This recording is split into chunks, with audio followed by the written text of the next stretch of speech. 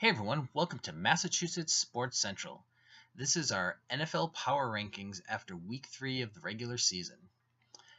Just to remind everyone what these power rankings are. This is a list that represents how likely we think that each team will win Super Bowl 52. It is not an ordered list of the best teams necessarily. It also isn't a random list based on who beat who last week. So basically this list is going to be less reactionary than many of these types of power rankings. Now, that being said, as we get more into the season, the records will line up much better. And this week, all the 0-3 teams are bringing up the rear. However, there's still plenty of 1-2 teams that are ahead of some 2-1 teams, since they're just better teams and have a better chance in the long run of being competitive. Okay, so on to the rankings. Number 32, falling one slot from last week, the Cincinnati Bengals. Now, at first I wasn't actually going to put them all the way down here, but after I thought a little bit about how they lost that game, I decided to move them down. Now, at first I was giving them credit for almost winning a game against a pretty good Packers team at Lambeau Field, but the fact that they had a big lead and then blew it, and then didn't play very well in overtime, getting the ball first, but giving it back to Rodgers, where all he needed to do was get the field goal to win. It was not a strong end to the game. So that's why I, in the end, ended up putting them last. Number 31, division rivals, Cleveland Browns. So originally I actually had the Browns as last. So they fell 4 slots. I originally had them falling a full 5 into last place. But the more I thought about it and the way their game ended, so they still lost, but they were down big early. I believe they were down like 3 touchdowns at one point, and then they came back and only lost by 3. Now it was to a bad Colts team versus a pretty good Packer team, but the way that they actually kind of fought back in the end made me put them ahead of the Bengals. But the Browns have definitely not looked good. I was expecting them to take a little bit more of a step forward than they have so far. I'm still okay with Kaiser. He is a rookie and he's not on a great team, but he definitely has to cut down on the turnovers. He's leading the league in interceptions by a pretty good amount at this point. So that's something they're gonna have to really work on. So another thing is the Bengals and the Browns actually play each other next week. So that's one reason why I kind of put them as the last 2 teams, because no matter what any other team does next week, whoever loses that game is going to be number 32. It doesn't matter how well the loser plays or how bad some of the teams that are just in front of them play. There's just no way that that team is not going to be ranked 32. So either the Bengals will stay put or the Browns will move down 1. All right, number 30, we have the LA Chargers moving down 10 spots. Now, this is a situation where we're talking about the teams that are most likely to win the Super Bowl. So they're 0-3 in a place where it is very bad to be 0-3 right now. They're in the AFC West, which boasts the Chiefs, the only undefeated team left in the AFC. And then 2 other teams, the Raiders and the Broncos, who are both 2-1.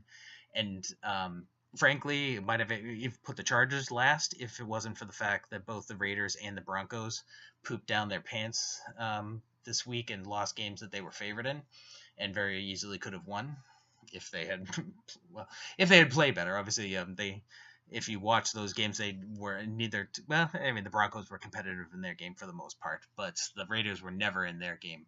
But both teams just did not play very well. Anyways, but so they're 0-3 in a division that has a 3-0 and 2-2-1 teams.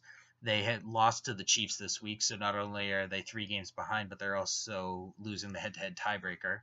The Broncos, they already lost a head-to-head game too, so they're 2 games behind and missed the head-to-head tiebreaker. They haven't played the Raiders. The Raiders actually haven't played a division game yet, but so the Chargers are already 0-2 in the division.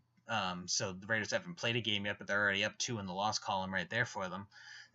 It would be very hard for the Chargers to be competitive even for like the 6th seed in the AFC at this point.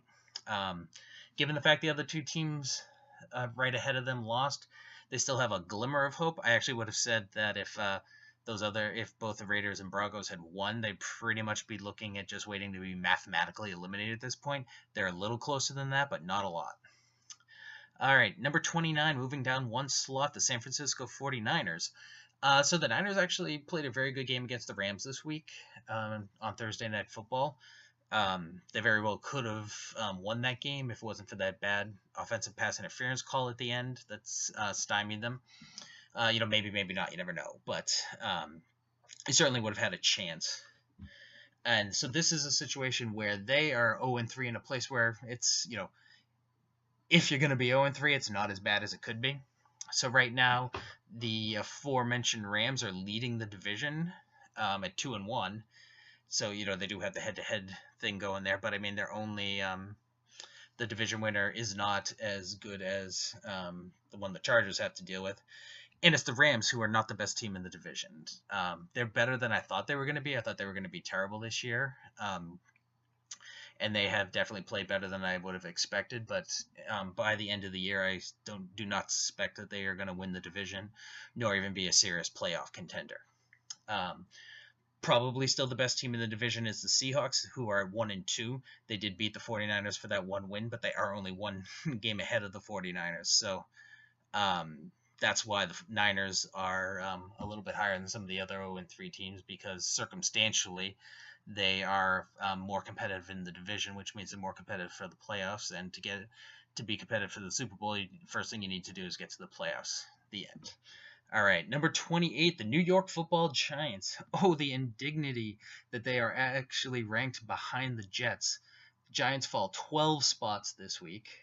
Basically, I probably should have dropped them farther last time, but I'm still holding out a little bit of hope that what everybody was thinking they were going to be able to do in the offseason would pan out. They still have a really good defense, and they still have Odell Beckham Jr., who, whatever you might think about him, maybe you love him, maybe you hate him based on his personality and attitude and the way he does stuff. But he's a hell of a receiver. So if they can get him the ball, he is a playmaker, as seen in the Eagles game this week where they were down big, but then he got 3 touchdowns in the fourth quarter to almost bring them all the way back and win the game. And ending up losing on a 61-yard field goal at the end of the game. But so there is a glimmer that, so I think they probably are the best 0-3 team out there, but they're still 0-3.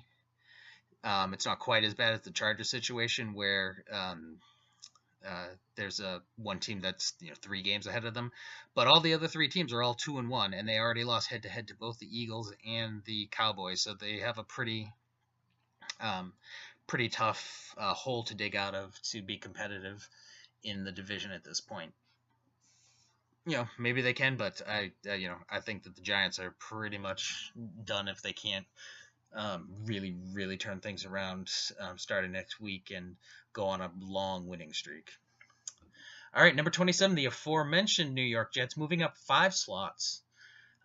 So I had been saying that the Jets were going to be dead last until they gave me a reason not to put them there, and they certainly gave me a reason this week. They came out and punched Miami in the mouth and beat them soundly. So not only did they win a game, but I mean they won that game going away. It was never competitive. I believe they were up 20-0 before Miami did anything. Kudos to the Jets players and coaches for not buying into all the tanking talk and just rolling over and dying for the whole season. They came out, they worked hard, and they played hard, and they and showed that they are even if they're not a good team, they're still a real NFL team, and you have to take them seriously or they can beat you. Now, overall, I still think that they are one of the least talented teams in the league, and I don't think that they are anywhere going to be competitive. But, they did win a game. They did win the game convincingly. They are technically only 1 game out of first place because you had 2-1 teams, and the Dolphins, who now they have a head-to-head tiebreak over at 1-1. So, I don't think that, I don't think those kind of standings are going to last very long, but, at the moment they're not, they have won a game and they're not that far out of the lead. So, good for them. I do think this is probably going to be their high watermark for the year, but, even getting this high when a lot of people thought that they might have a realistic chance of going 0-16 is pretty good for them. All right, number 26, we have the Chicago Bears moving up 3 slots. They beat the Steelers this week. Now, this was almost a Bengals situation where they could have easily have let the game get away from them. They had the lead, and um, they let the Steelers come back. They also had the stupid play where the guy lost the fumble where he could have gotten the touchdown. Luckily, they at least were given the ball back and got a field goal at the end of the half, which obviously ended up being big. Um, but the game did go to overtime the same way that the Bengals Packers did. But the Bears were actually able to put it away, getting a touchdown to win the game. So um, that definitely helped their standings quite a bit here compared to what we saw, um, a few slots earlier. Um, Number 25, we have the Indianapolis Colts moving up 5 places. This does not have as much of the fact that they actually beat the Browns, but more that the way they played, the fact that Brissett is actually looking fairly decent, and was able to get the Colts out to that big lead to start with. Now, as I mentioned, the Browns actually were able to be pretty competitive and come back and almost be able to take the game in the end. But overall, this is more potential for the Colts because I think that they are going to at least be competitive in a lot of their games until Luck gets back. And then once Luck gets back, they're not going to be a good team, but I do think that they probably are going to end up in the lower parts of the 20s. And, maybe if they really step it up like high teens. But they're no longer, in my mind, one of the 3 or 4 worst teams in the league, which they definitely were for a while there. All right, number 24, not moving at all, the Arizona Cardinals. Um, you're still seeing the effects of them not having David Johnson. Fitzy had an awesome game this week, and Palmer definitely. He's getting a lot of criticism, but if you look at his numbers, he had very good numbers. It's not like he threw for a ton of yards and a ton of picks. Like, he threw for a lot of yards, had a couple of touchdowns. The Cardinals were competitive through more or less through 3 quarters. Cowboys pulled away at the end. Cowboys are just a better team. So I think the Cardinals. So circumstantially, they are 1-2, which ties them with Seattle and has them ahead of the 49ers, and they're only 1 game behind the Rams. This just is a bad division. So being in a bad division, they will be more competitive for longer. Thinking of it that way, they actually probably could have moved up even a little bit farther than this, but I just don't see. I guess if they can pull out a couple of games that we don't expect them to in the first half until Johnson comes back, like somewhere he's supposed to miss, I think, like 7 or 8 games. Maybe they can be somewhat competitive. Maybe sneak into the last wild card spot, but. I think that it's definitely an uphill battle and a lot of what ifs for that to even be possible. But that they're better than a lot of the teams that I have ranked behind them. So at this point, until they go on a bad losing streak, and some of these other teams are just clearly higher in the standings than them, this is probably right around. They're going to be bouncing around this area for a while. Number 23, the Carolina Panthers. So this was by far our lowest ranked 2-0 team last week because basically didn't think that they were that good. I thought they were getting done mostly with smoke and mirrors, and the Saints definitely exposed them, in my opinion, because that's kind of what I was thinking was going to happen. I actually had picked them in that game, but just because I didn't think the Saints were very good, so I thought it was just going to be another situation. They might have been able to go 3-0, but against 3 bad teams. It's not surprising that the amazing defensive performances that they have ended against the Saints. Like, I had not that much doubt in my mind that Breeze would be able to put up good numbers against them. The fact that they put up those good numbers, but then also killed them on D. Like, the Panthers offense could not do anything against that Saints defense, which, has been bad year in and year out for a long time now and had started off the season terribly, getting smashed up by the Vikings and the Patriots. And then the Panthers couldn't do anything against them, so that's pretty concerning. But at this point, they are still 2-1. They are in the division with the only other undefeated team, with the Falcons. So that hurts a little bit, because otherwise, in any other division except for the AFC West, they would at least be tied for the division lead.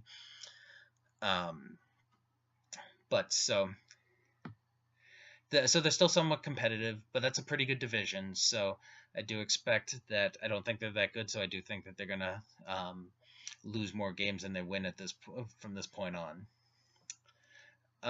Moving on, number 22, the Baltimore Ravens, another 2-0 team that I had ranked a little bit on the low side last week compared to where a lot of other lists had them.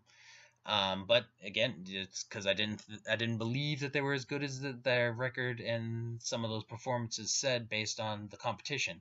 They played my current 32-31 teams, the Bengals and the Browns, and they looked pretty good playing those teams. So I'm still not. I have the Jags definitely moved up a bit, as we'll see in a couple of minutes. But I still don't buy the Jags are a great team either, especially given the fact that the Ravens defense was supposed to be their strength, and they gave up so many points, and they got killed so bad by Bortles, who was absolutely horrific the week before against the Titans. So, was it Bortles just playing out of his mind, or like the Ravens just really not nearly as good on defense as we thought? It's hard to say, but I was not particularly high on the Ravens coming in, and this kind of shows you why. So they moved down 4 slots. So they're still 2-1. This is a big week for them because they are going to be playing the Steelers. So whoever wins that game is going to be the division leader, one game ahead of the loser, with the first head-to-head win going into the tiebreaker. So it's a pretty big game. If they beat the Steelers, then they will move up a bit because, again, the circumstances and the fact that I'll take the Jags game with a little more grain of salt because of the whole traveling to London. They're not used to it. The Jags actually are really used to it. And just could have been an off day. But right now, I think this is more or less where they belong. Number 21, the Los Angeles Rams moving up 1 slot. I actually would have thought that they were going to move up a couple of spots, but just basically the teams right in front of them were other teams that were ranked fairly low and won games, and they beat better teams and more convincingly. So that's why they didn't. The Rams didn't move as much as I thought they might have, like just off the cuff until I looked at things a little closer. As I was saying before, I'm still not buying the Rams are going to be like a really good team. I do think that they're going to be a lot better than the extremely low expectations I had for them coming into the season. They are currently leading the division, so you can't rank them too low. Goff has been playing well. Again, like I'm still not ready to say that he's living up to his number 1 overall hype, but he's definitely shown that he's not just a full-on bust, like he looked like he might have been last year. So if he keeps that up and Gurley keeps running well and the defense is pretty good, this team might not be bad. I still don't see him as a serious playoff contender, but they might actually end up as a 500 team. When I'd have to go and look, but I think I was predicting them as maybe a 2 or 3 win team. So I think I'm going to be way off on that prediction, but I still don't think that they're going to be like really good, when the year ends. Okay, number 20, the Buffalo Bills. So they beat up on the previously undefeated Denver Broncos, who had looked amazing in their win over the Cowboys the week before. I think this kind of shows that. So the Broncos' first couple of games were at home. They have a big time home field advantage. I thought they were enough better than the Bills that wasn't going to be a big deal, but apparently it was. So they came in. They did not play nearly as well against the Bills as they had those other games. So the Bills, I think the Bills were a little shortchanged coming into the season. People were saying that they were like in a full tank mode, which was ridiculous. They definitely are playing more for an eye towards the future, but I mean, they were not tanking. They were basically shedding some guys that they didn't see as being part of their future and getting back, younger, or not younger guys, but getting some valuable draft picks and cutting some salary space and stuff like that. So anyway, but the Bills defense is pretty good, and I still think they're going to be able to run on a lot of teams. So they're going to be competitive in a lot of their games. Some of them they're probably just going to get ridden out of the building pretty quickly. But with a decent defense and a decent running attack, you're generally not going to get blown out too many times. I don't think it's going to be good enough for them to win a lot of games, but they should be competitive in a lot of them. So, and right now they're 2-1 and they are tied for the division lead. So again, you can't rank them too low. And I had that, so they moved up 5 slots this week because of that. Similar situation at number 19, the Jacksonville Jaguars. Good defense. Um, I still think that Bortles is definitely a liability at quarterback, but still moved them up 6 slots because they are 2-1. They are leading their division. They do have a head-to-head win against the Texans, who I still think are maybe not the best in the division because the Titans are doing pretty well, and I thought the Titans were going to be good. I had them as the top wild card team, only one game behind the Texans in my division preview. So, but I still think the Texans are probably the second best division team in that division at worst. But they're 1-2 and they already have a head-to-head loss to the Jaguars. So the Jags, you got to give them some respect there. Now they are behind the Titans because of their drubbing at the hands of Tennessee 2 weeks ago. But again, looking at potential to get in the playoffs, they have a much better potential. They really have a better potential than a couple of the teams that are ahead of them, but not by much. And do think that, again, as we get another week or two into the season, the actual standings are going to play a bigger role because it's going to be more and more apparent of the teams that are digging themselves too big of a hole to get out of. All right, number 18, we have the New Orleans Saints. So they beat the Panthers, as we talked about a minute ago. So they saved themselves from starting 0-3, which would have put them pretty far down on the list. So saved the season, going 1-2. Beat a division opponent, so that was important. The defense, it's hard to say. I mean, frankly, I just think that shows how bad the Panthers' offense was, because the Panthers' offense was not that great against the 49ers the first week, even though they scored a reasonable number of points. And they were terrible against the Bills in week 2, and then they couldn't get anything started against what's considered to be a very bad Saints defense in week 3. So, tip of the cap to the Saints to actually be able to stop an NFL offense, but I do think that were working against a pretty bad offense. So, less impressive, but they still got the job done. And if they can keep lesser defenses in check, they should be able to outscore enough teams to end up with a reasonably decent record. I picked them to go 7-9 once again. Maybe they can pull off a couple of extra ones. Get a comeback, a close win, and maybe get 9 and be competitive for a wild card. I don't think that's going to happen, but it's not a foregone conclusion yet that they are not going to be totally competitive. They're going to be totally uncompetitive. All right, number 17, the Miami Dolphins. I'm not going to say too much about them. They lost to the Jets, and they lost badly. I only moved them down 2 slots though. They are 1-1. They are technically still ahead of the Jets because of the fact that they played one less game.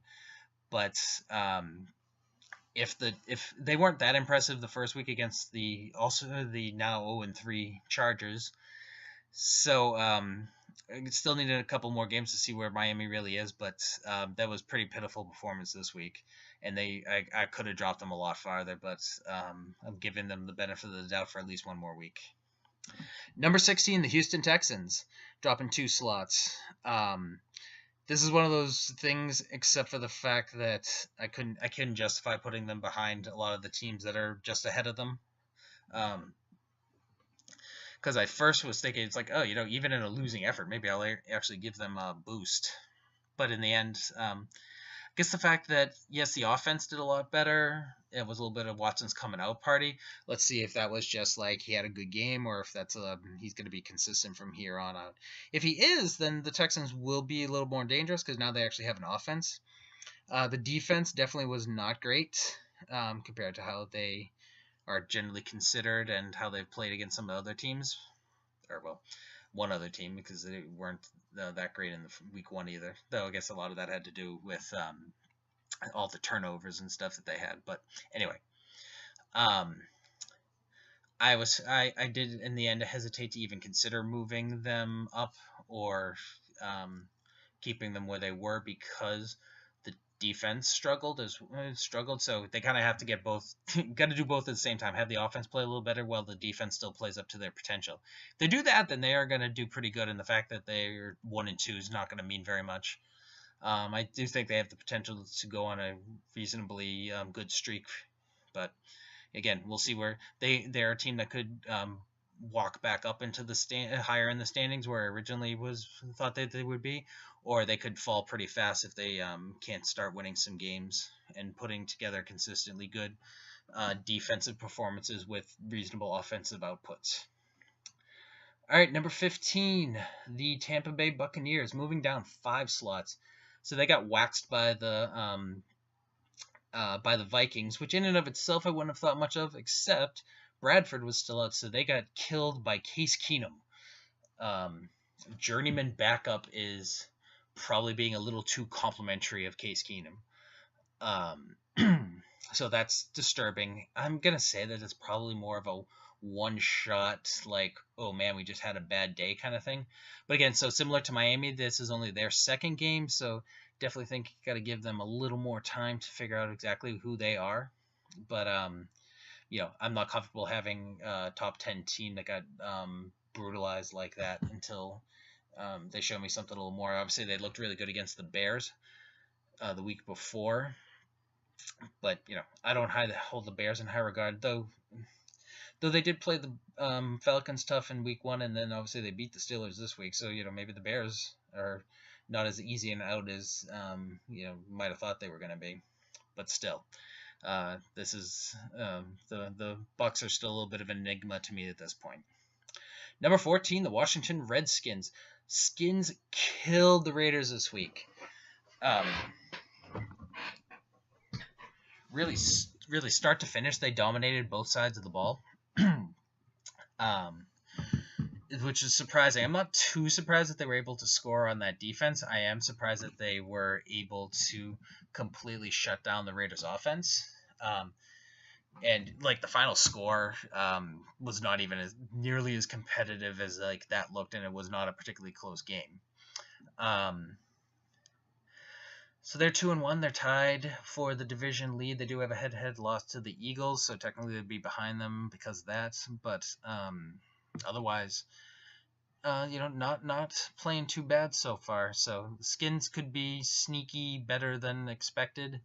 I think that I didn't think any team was going to really pull away in that division. I kind of, if I remember correctly, I had them at like Giants 10, Cowboys 9, Eagles 9, Skins at like 6 wins. But like could definitely see, was said at the time, I could see them doing a little bit better than that. So they're on pace to obviously do a bit better than that. So it'd be nice to see an interesting 3-way race going there. I do think that the Giants probably are not going to be too competitive, as we were talking a while back when we ranked them. But it would be good to see a nice tight division race and some interest and intrigue there. So I hope the Skins can keep it up and exceed my expectations a little bit. All right, number 13, the Denver Broncos, falling down 6 slots. So I probably bought into the Denver hype 1 week too early, like everybody else did, because I moved them up a lot last week, and now basically put them almost all the way back down to where they were before. Newsflash, the Broncos are a lot better at home. Apparently when their opponents can breathe, that is a pretty big obstacle for them. So I don't think the Bills are a good team, but they beat them, and they beat them by 2 scores. But it was at Buffalo, so that's says something right there. The thing with the Broncos is I could see them winning 6 or 7 home games and still only being roughly a 500 team, like maybe 9 wins. But I don't see them going like 7-1 at home and 5-3 on the road or something like that. They just don't play that great on the road. Big game this week at home against the Raiders, so they probably need to win that one. If they can't win that one, then they are going to fall more to where I originally expected them to be, as a 500, maybe slightly better than 500 third place team. and that's what they'll be staring down the barrel of if they lose the Raiders game at home. If they win that game, then flip the script. Now all of a sudden the Raiders are on a 2-game losing streak and are behind the Broncos and all that kind of stuff. So pretty big game for both teams next week. Number 12, the Minnesota Vikings moving up 5 slots. So again, this is a tough one to rank because I would feel much more confident in their abilities if they had Bradford at quarterback. But if Keenum, so hard to say that Keenum's arrived and he's going to be the solution and they're not going to lose anything with Bradford being out. That's silly. But if he plays, basically he can play somewhere between the god-awful performance he had 2 weeks ago and then the amazing performance he had this week to be just a serviceable, average-ish starting quarterback. The defense is good enough that they can hopefully squeak out a couple of games until Bradford comes back, and at which time they could be a competitive team. So as long as they don't do so poorly that they're out of the race, I think that they can still be competitive. They might have a hard time winning the division. I didn't have them winning the division, but I had them only 1 game off. That might be a bit of a tougher thing to do if Bradford still misses an extended time. But at least they should be, they still might be competitive for the division, and they certainly should be at least competitive for a wild card spot if they don't fall too far in the race at that time. All right, number 11, the Seattle Seahawks falling down 2 slots. So the problem wasn't the offense this week. The offense actually put up a good number of points. Took them a little while to get started, but at the end they actually put up plenty. But the defense gave up too many points, so then they lost the game. I do think the Titans are a good team. Obviously, we haven't talked about them yet, and we're just about to hit the top 10. So I think that they lost to a good team. They lost to a pretty decent Packer team to start the season. So the fact that they're 1-2 does not horribly concern me at this point, especially given their history of having slow starts.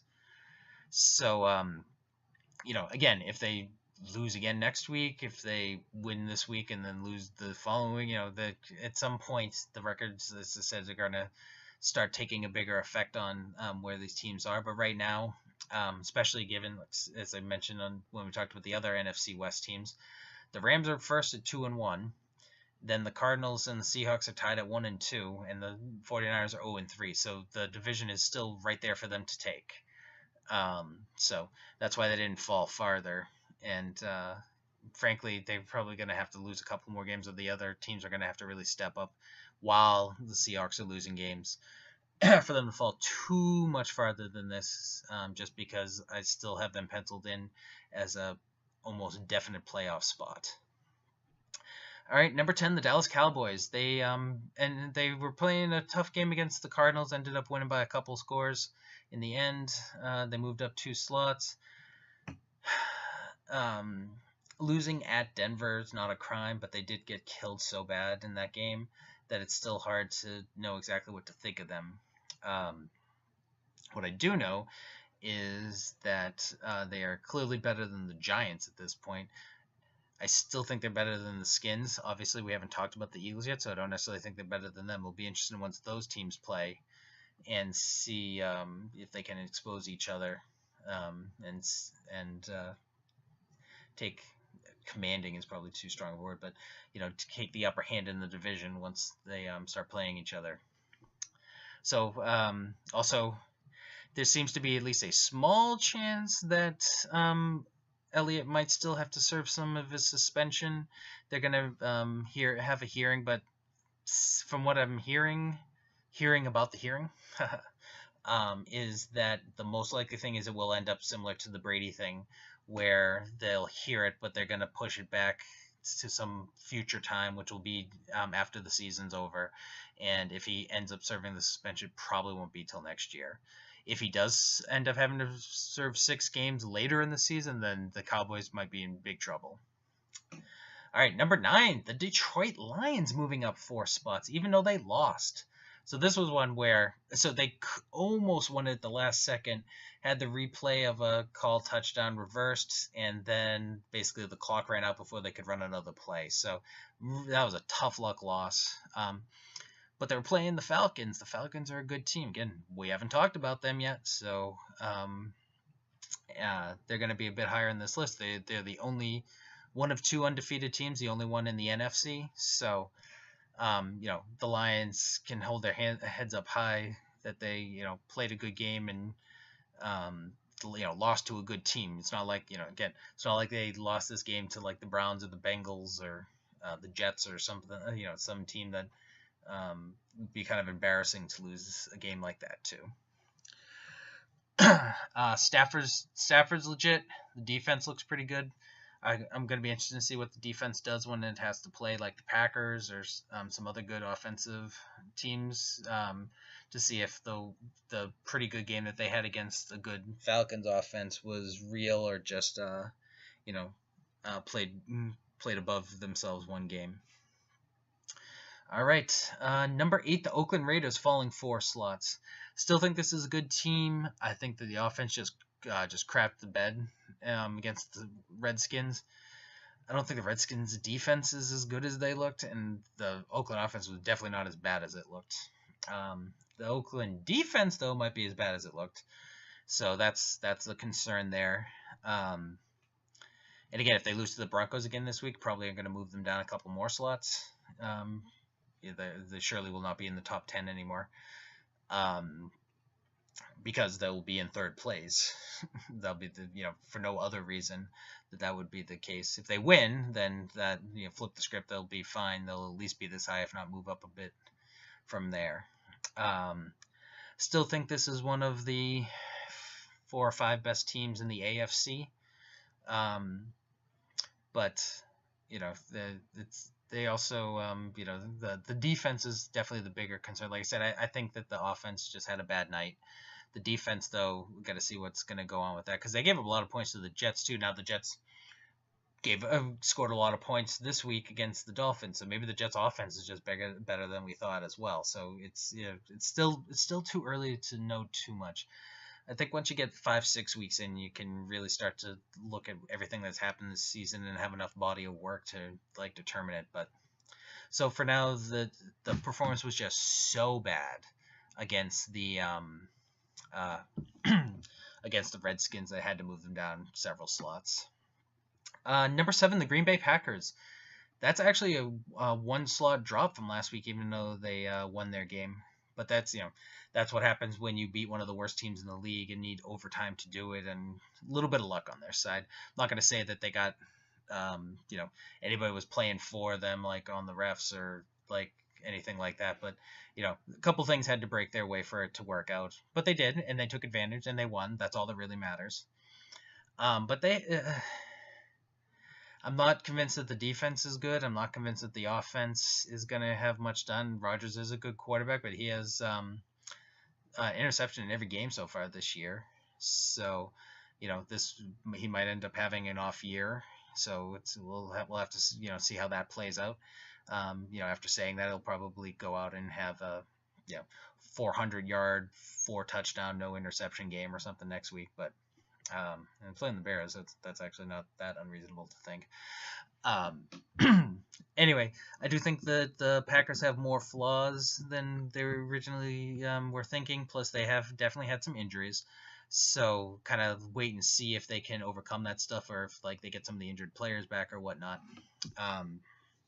So still think they're a good team, but I don't think they're one of the top 3 or 4 teams at this point. Number 6, the Philadelphia Eagles, +5.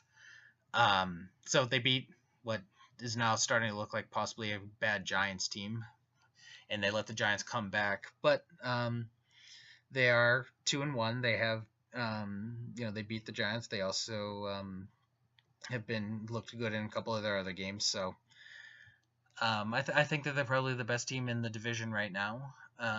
Maybe this is a little high for them, but we'll have to see. Obviously, if they win a couple more games in a row, then this will look perfectly fine. If they lose their next two or something like that, then this will look like a stupid ranking. Again, it's kind of early to tell. But I do see some good things from this team, and expect that they are going to be competitive right to the end of the season. All right, number 5, the Tennessee Titans, +3 from last week. So they had a good game. They played the Seahawks, then they were able to score on them and score a lot. And the defense, they did enough. I'm gonna guess that again. So it's kind of early to tell, even though the Seahawks offense had been struggling the first couple of games. I feel this is probably more of a situation where the Seahawks are just starting to put it together versus the Titans actually being like a bad defense that is going to give up a ton of points to a crappy offense. So, wait and see what happens in the next couple of weeks. But I like the Titans. As I was saying earlier when we talked about the Texans, I still had the Texans winning the division, but I did have the Titans as the top wildcard team, so I like them coming into the year. And especially if the Texans struggle, I think that they have the inside track on winning the division and are going to be a pretty good team, I think. All right, number 4, the Pittsburgh Steelers falling 3 points. It's similar to some of the other things I said, that I thought that they were the second best team in the AFC and in the NFL, and until I had really good reasons to move them, I wasn't going to. Well, had good reason. First, obviously, they lost. They lost to a not very good Bears team. They didn't look that good in that game. They didn't look that good in a win over the Browns to start the season. So those are not good teams, and they were not looking good, and actually lost a game to them. While the teams that are all in front of them overall have looked a lot better. So I still think, obviously, I only moved them to 4. So in the end, I do think that Steelers are very talented and are very good and are going to be very good.